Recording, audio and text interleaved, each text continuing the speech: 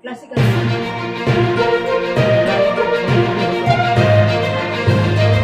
Train में murder, Katihar express में तबला वादक की हत्या। हावड़ा, यह है सौमित्र चट्टोपाध्याय। यह पश्चिम बंगाल हावड़ा के बाली के रहने वाले हैं। यह अपने जीवन में कई बार रंगारंग कार्यक्रमों में अपने हाथ के टप से तबला को लोगों का मन जीत लिया। जीवन में अपने तबले की थाप से कई लोगों के मन जीतने वाले खुद के जीवन से हार गए। यह कटिहार से कोलकाता की ओर जा रहे थे, उसी समय किसी ने उनकी हत्या कर दी। उनकी हत्या क्यों की गई, क्या कारण था, क्या पुरानी रंजिश या लूट या फिर कुछ और, इस पर सस्पेंस बना हुआ है। जब हावड़ा स्टेशन पर यह ट्रेन पहुंची तो अचानक से अफरा तफरी मच गई और सनसनी फैल गया। आखिर उनकी हत्या हुई कहां, कैसे, अब इस पर पुलिस जांच कर रही है। मंगलवार की सुबह कटिहार एक्सप्रेस से हावड़ा पहुंचने के बाद विकलांग कक्ष की चारपाई से उसका शव बरामद किया गया। पुलिस ने पुष्टि की कि उनकी हत्या की गई है, क्योंकि उनकी छाती और पीठ पर 3 बार चाकू मारा गया था। इस तबला टीचर का नाम सौमित्र चट्टोपाध्याय है, जो बाली घोषपाड़ा के रहने वाले हैं। मृतक के पास कोई पहचान पत्र या टिकट नहीं था। परिणाम स्वरूप पहले तो उनकी पहचान नहीं हो पाई, बाद में परिजनों ने शव की पहचान की। घर वालों के मुताबिक 60 साल के यह तबला टीचर तबला सिखाने के लिए कटिहार गए थे। वह सोमवार रात करीब 10:30 बजे बिहार के कटिहार से ट्रेन में सवार हुए। रात में घर वालों से कोई संपर्क नहीं हुआ। ट्रेन सुबह करीब 7:30 बजे हावड़ा पहुंचती है। उनका शव विकलांग कक्ष में चारपाई पर पड़ा था, वहां से शव बरामद किया गया। शुरुआत में रेलवे पुलिस का मानना था कि मालदा से पहले ट्रेन में उनकी हत्या कर दी गई। मालदा और उससे पहले के स्टेशनों के सीसीटीवी फुटेज की जांच की जा रही है। पुलिस अभी तक हत्या से इनकार नहीं कर सकी है। इस घटना के बाद यात्रियों ने एक बार फिर ट्रेन में यात्री सुरक्षा की घोर कमी को लेकर सवाल उठाए। मामले की सूचना बिहार रेलवे पुलिस को भी दी गई है।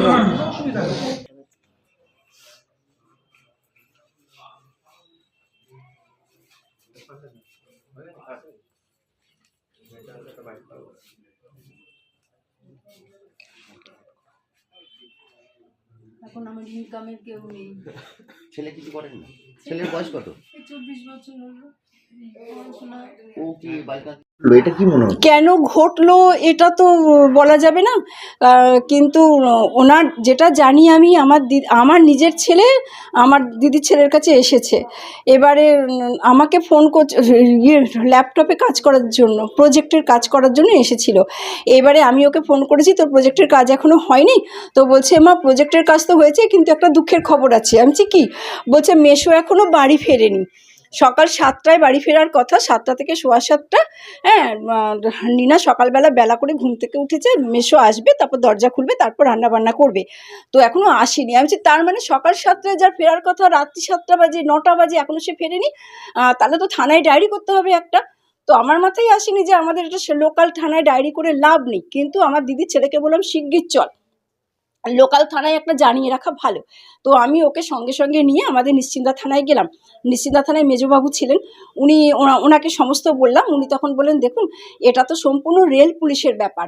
উনি যেহেতু একটা রাজ্য থেকে আরেক রাজ্যে ফিরছেন, আর সম্পূর্ণ উনি ট্রেনে চেপেছেন, তার মানে যা ঘটনা হয়, রেল পুলিশ কোনো কারণে টিকিট কাটেনি, ট্রেনের টিকিট কাটার ব্যাপারই নেই। ওনার প্রতিবন্ধী কার্ড আছে। আমার জামাইবাবু কিন্তু অসুস্থ, ওনার একটা অ্যাজমার প্রবলেম আছে। হ্যাঁ, ইনহেলার নেন, খুব দামি ইনহেলার নিতে হয় ওকে। তো তখন বলেন যে আপনারা তাহলে একদম কাটিহারে যেতে হবে। কাটিহারে গিয়ে এই ফোন করে এই নাম বলে দিচ্ছি, নাম, ঠিকানা, ফটো, হ্যানা ত্যানা যা চাইবে দেবেন। তো আমরা বেরিয়ে এসে বললাম, বাবু এটা তো সম্ভব না, তো কি তুই কাটিহারে যাবি এইটুকু ছেলে? তারপরে আমার বড়দিকে জানালাম, কাছে আমার ভরচাঁদ মিষ্টির দোকান, আমার বড়দির শ্বশুর বাড়ি। তো বড়দিকে ফোন করলাম, বড়দি সৌমিত্রদা বাড়ি ফেরেনি, 10-12 দিন হয়ে গেছে, আজকে সকাল 7টায় ফেরার কথা, এখন 9টা বাজে, 8টা বাজে, বাড়ি ফেরেনি। আমার বড়দির ছেলে শুনে সঙ্গে সঙ্গে আমার বাপের বাড়ির পাড়াতেই একজন থাকেন যিনি রেলে চাকরি করেন, এবারে ওকে ফোন করলো। ফোন করার পরে বলছে, ওকে আমার বড়দির ছেলেকে পচা ডাকে সবাই। এবারে বললো কি যে মাসি দাঁড়াও, আমি ফোন করে জানছি। এবার রেলে যিনি চাকরি করেন পাড়ার লোক, ওনাকে বলার সঙ্গে সঙ্গে উনি বলেন, দাঁড়া আমি তোকে 5-10 মিনিটের মতো তোকে আমি জেনে খবর দিচ্ছি। এবারে উনি খবর নিয়েছেন, রেল পুলিশে খবর নিয়েছেন, হাওড়া রেল পুলিশে খবর নিয়েছেন। খবর নিয়ে আমার দিদির ছেলেকে ফোন করেছেন। পচা, এরকম তোর জামা মেশোর আধার কার্ডটা পাঠা, আধার কার্ডের ছবি পাঠা। এবার আমাকে সঙ্গে সঙ্গে আমার দিদির ছেলে বললো, মাসি মেশোর আধার কার্ডের ছবি দাও। আমার দিদির ছেলেকে বললাম দাদাকে আধার কার্ডের ছবি পাঠা, বড়দাদাকে। তা ও সঙ্গে সঙ্গে আধার কার্ডের ছবি পাঠিয়েছে, আধার কার্ডের ছবি সঙ্গে সঙ্গে রেল পুলিশকে দিয়েছে। রেল পুলিশ দেখে বলছে 95% তোর মেশোর সঙ্গে মিলে গেছে, এবারে তোর আধার কার্ডের পেছন দিকটা ছবি পাঠা। এই ঘটনার জন্য কাকে দায়ী করবেন? কাকে দায়ী করব? আমি বিহার পুলিশকে দায়ী করব। তারা কোনোভাবে সক্রিয় নয়।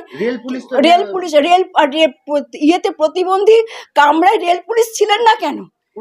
কোনো অ্যাটেন্ডেন্স ছিল না কেন? এরকম একটা মানুষ, এটা রেলের গাফিলতি, পুরোপুরি রেলের গাফিলতি।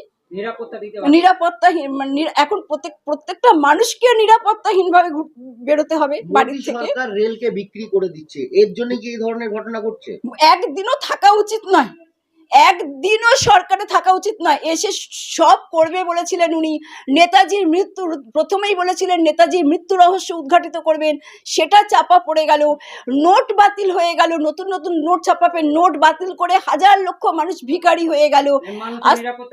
মানুষকে নিরাপত্তা দিতে পারছেন না, লক্ষ লক্ষ মানুষ ভিখারি হয়ে যাচ্ছে। একটা চাকরি নেই, বাকরি নেই, কিছু নেই।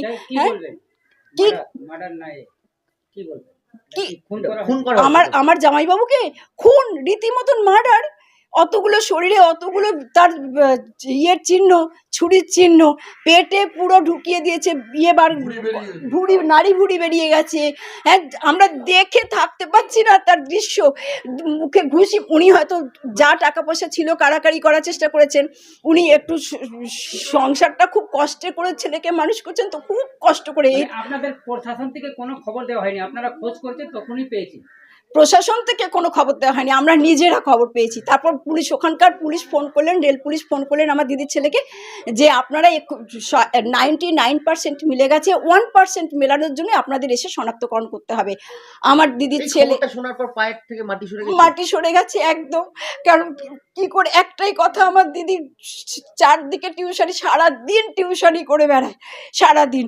আমি যতদিন পেরেছি, আমি একটা অঙ্গনওয়াড়ি টিচার, অঙ্গনওয়াড়িতে কাজ করি। এই দিদির ছেলে মানে মায়ের থেকে আমি বেশি, আমাকে বৃন্দা ডাকে, প্রাণ আমি ওর। হ্যাঁ, এবার আমার বাড়িতে থাকে, খায়, ঘুমায়, দুদিন থাকে, চলে আসে। কারণ আমি তো আর সবসময় বাড়ি থাকি না, আমাকে ডিউটি বেরোতে হয়, ছেলের স্কুল থাকে। এই তো পরীক্ষা দিতে গেল, ছেলে উচ্চ মাধ্যমিক পরীক্ষা দেবে, টেস্ট পরীক্ষা দিতে গেল, আমি তাই আসলাম। আমি যাই একটু দিদির বাড়িতে। আমার দিদির ছেলে বললো, বৃন্দা কি চাইছি দেখুন, আমাদের তো ক্ষমতা নেই যে আমরা উকিল দিয়ে লড়াই করব, আর লড়াই করে তো আমার জামাইবাবুকে পাবো না। তবে যারা করেছে তাদের শাস্তি চাইবেন না? শাস্তি তো চাইবো, কিন্তু আমার তো উকিল দিয়ে লড়াই করার ক্ষমতা নেই। আপনাকে উকিল দিয়ে লড়াই করতে হবে না, এটা সরকার থেকে করা হবে। হ্যাঁ, এটা ওনারা বলছেন। আপনারা কি শাস্তি চাইছেন? শাস্তি মানে এমন শাস্তি হোক জীবনে যেন ওরা সোজা হয়ে দাঁড়াতে না পারে। আপনার নাম? আমার নাম চন্দনা ভট্টাচার্য।